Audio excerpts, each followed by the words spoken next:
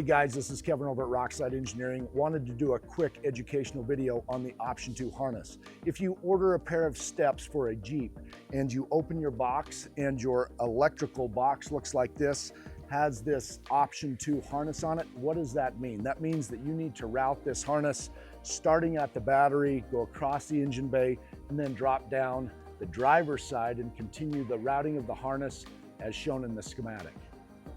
So as per the instructions for the Option 2, you're going to tie your ground into the base ground right here, run this across, then you're going to tie in your positive here at the battery.